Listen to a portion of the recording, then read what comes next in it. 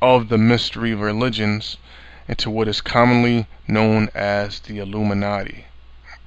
Excuse me, meaning enlightened ones. This was an amalgamation of powerful occultic bloodlines, elite secret societies, and influential Masonic fraternities. And all these rappers are all part of frats, all part of fraternities. Alright? That's why I see them all flashing Masonic hand symbols, because we're all part of Masonic fraternities. Alright? The Boule Society. The main one that these niggas fall into. It says, with the desire to construct the framework for a new world order. The outward goal of this utopia was to bring forth universal happiness to the human race. And what that really means is to bring forth universal happiness to the elites, because they don't give a shit about anybody else. However, their underlying intention was to gradually increase control over the masses, thus becoming masters of the planet, masters of the universe. Let's go down a little bit. Read some more about MK Ultra. Now, the hypothetical etymology of MK may possibly stand for mind control, which it does. Control is a German word. Alright? Because this was invented by German scientists, excuse me, which are known in the Bible as Teemen, which are the wisest of the crackers. The best of everything comes from Germany. It says the obvious translation of the German word control into English is control. A host of German doctors, Teemens, procured from the post-war Nazi talent pool, were an invaluable asset toward the development of MK Ultra. The correlation between the concentration camp experiments and the numerous sub-projects of MK Ultra are clearly evident.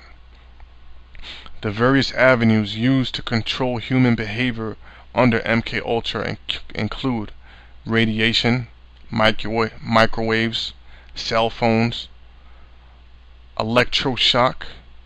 Alright, now electroshock doesn't have to be physical. That goes excuse me, back into trauma, creating trauma. So electroshock could be a terrorist attack, crime rising in a city, bitches getting raped in Central Park. See, that calls for order, because that's chaos. It calls for order, a new world order. Alright, is what they're shooting for.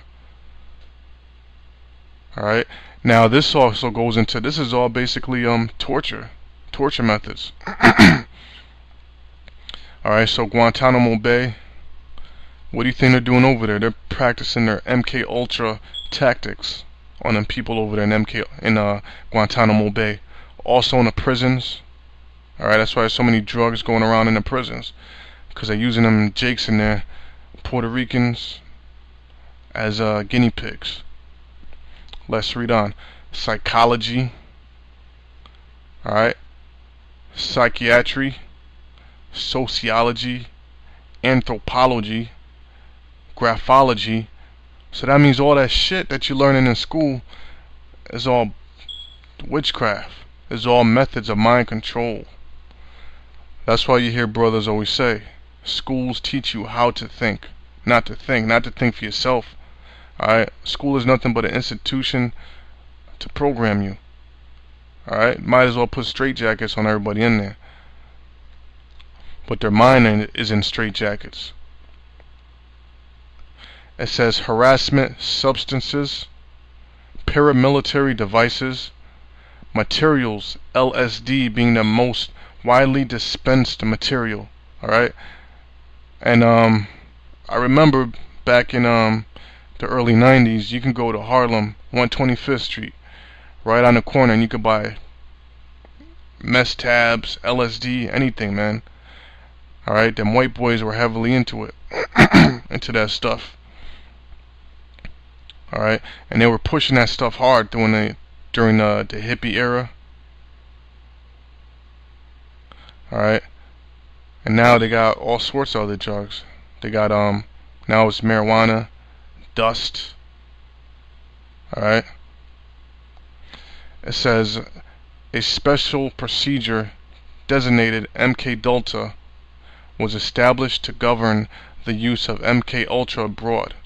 MK Ultra Delta materials were used for harassment, discrediting, or disabling purposes. White man's a goddamn devil. Project Monarch could be best described as a form of structured dissociation and occultic integration in order to compartmentalize the mind into multiple personalities.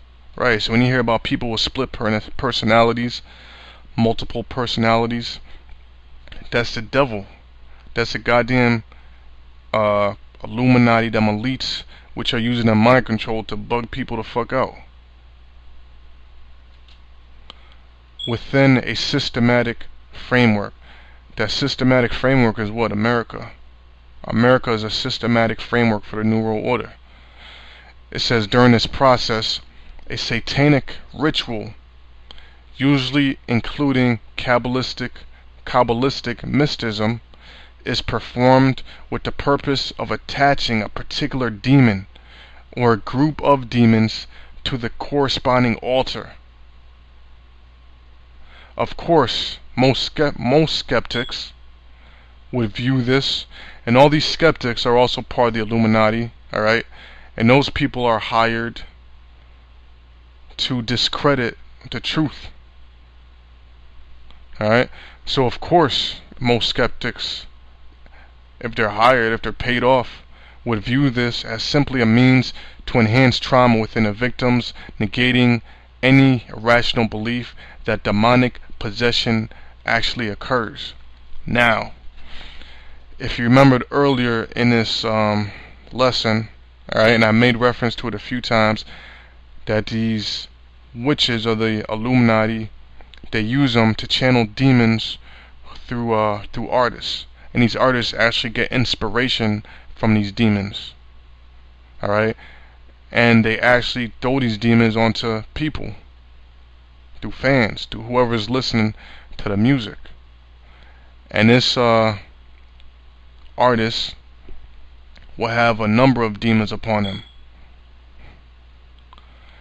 Now let's take a look at this guy Jim Morrison. Alright, I have a clip here that I want you brothers to check out, and you'll see exactly what I'm talking about.